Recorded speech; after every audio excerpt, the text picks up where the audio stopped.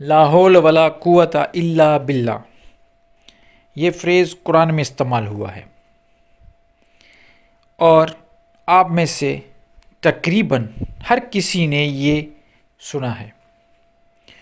اور لا حول ولا قوت الا باللہ، لا حول ولا قوت الا باللہ، لا حول ولا قوت الا باللہ، یہ اتنا آسان ہے کہ ابھی جنہوں نے بھی سنا ہے ان کو یاد ہو گیا ہوگا۔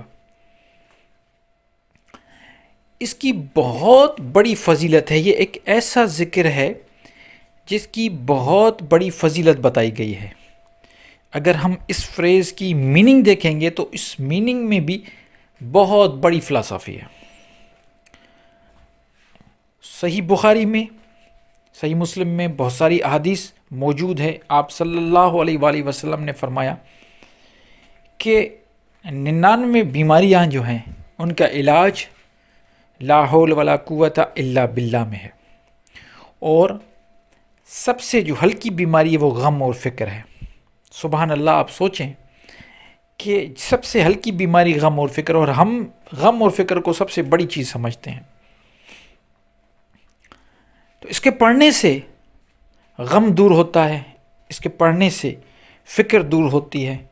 بہت سی ایسی بیماریاں ہیں جو انسان کے اندر میں ہوتی ہیں لیکن وہ ظاہر دیر سے ہوتی ہیں، انسان کو پتہ ہی نہیں ہوتا، اور وہ جو اندر میں بیماریاں ہیں ان کا علاج بھی اسی میں ہے۔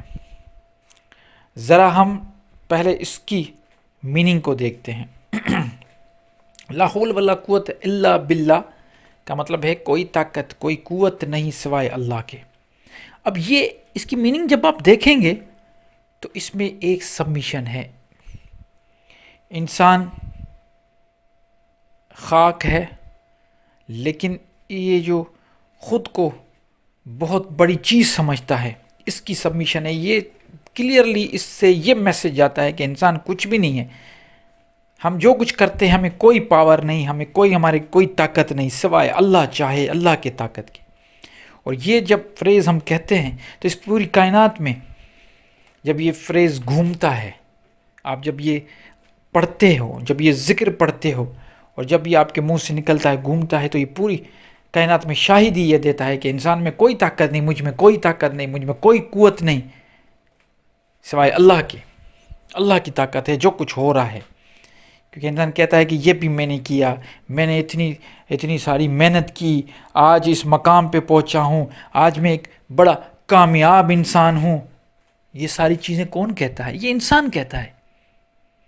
اور جب یہ چیزیں اس کے ذہن میں آ جاتی ہیں تو وہ قریب ہو جاتا ہے ابلیس کے، کیونکہ شیطان ابلیس نے کہا تھا کہ میں بہتر ہوں۔ مطلب یہ چیز کہنا کہ میں نے یہ کیا، میں تو میں جو ہے یہ صرف ابلیس میں تھا، اور اسی وجہ سے، اسی تکبر کی وجہ سے اس پہ لعنت ہوئی قیامت تک۔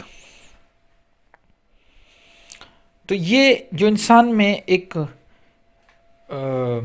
عنصر ہے نا کہ خود ہی کا، کہ میں سب کچھ ہوں، اس کی سبمیشن ہے۔ اور جب وہ انسان اس کی سوچ سمجھ کے یہ ذکر کرتا ہے کہ میں خود کچھ بھی نہیں ہوں، جو کچھ طاقت اللہ کی ہے، جو بھی طاقت ہے وہ اللہ کی ہے، تو اس کا بہت بڑا اثر ہوتا ہے اس پہ۔ ایک نہیں، میں نے خود کافی ساری حدیثیں پڑھی بھی ہیں، سنی بھی ہیں، اور ہمارے بہت صوفیاء اکرام نے اس کا ذکر بتایا ہے۔ آپ اس کا ذکر کریں، مجھ سے پوچھتے ہیں کہ کون سا ذکر کریں، تو یہ ایک بہت بہترین تحفہ ہے۔ اس کی فضیلت میں بیان ہی نہیں کر پاتا، کبھی بھی نہیں کر سکتا۔ کیوں؟ کیونکہ اس میں اتنی ساری چیزیں ہیں کہ آپ آج سے کرنا شروع کریں اور انشاءاللہ 1 مہینے کے اندر 15-20 دن میں آپ کو رزلٹ آنا شروع ہو جائیں گے۔ اب رزلٹ یہ نہ سوچئے گا کہ آپ کو کوئی اللہ سے کام نکلوانا ہے، آپ ذکر کر کے اور اللہ سے کام نہیں۔ اب یہ سوچیں کہ جب یہ آپ پڑھیں گے، اپنے آپ کو سبمٹ کر دیں گے کہ میں خود کچھ بھی نہیں ہوں، میں جو کچھ کر رہا ہوں یہ میری طاقت نہیں، اللہ نے مجھے طاقت دی ہے، تو اس کے بعد آپ کو وہ برکتیں، وہ عنایتیں ملنا شروع ہو جائیں گی۔ تو پڑھنا کیسے ہے؟ اس کا کوئی فارمولہ نہیں، اس کا کوئی یہ نہیں سمجھیں کہ اس طریقے سے پڑھیں یا اس طریقے نہیں. ہاں جب بھی ٹائم ملیں پڑھتے رہیں اور سوچ سمجھ کے پڑھتے رہیں کہ اس کی میننگ کیا ہے کہ میں کچھ بھی نہیں ہوں، لا حول ولا قوت الا باللہ، میں کچھ بھی نہیں ہوں، کوئی طاقت کچھ بھی نہیں ہے سوائے اللہ کے. اور یہ پڑھتے رہیں. جو بھی کام کرے اس سے پہلے بھی پڑھیں. آپ کے کام بھی بنیں گے، آپ کامیاب بھی بنیں گے. اور آپ کا جو سب سے بڑا مسئلہ ہے غم اور فکر، کیونکہ آپ صلی اللہ علیہ وآلہ وسلم نے جب حدیث میں فرمایا کہ غم اور یہ جو غم ہوتا ہے، فکر ہوتا ہے، اس کا علاج اسی میں ہے، سارے مسئلے ختم ہو جائیں گے. امید کرتا ہوں یہ جو ذکر ہے اس کو آپ سیریس سمجھ کے ضرور آپ اپنی زندگی میں اس کو شامل کریں گے، اور اس کی جو برکتیں ہیں وہ آپ پہ نازل ہو جائیں گی.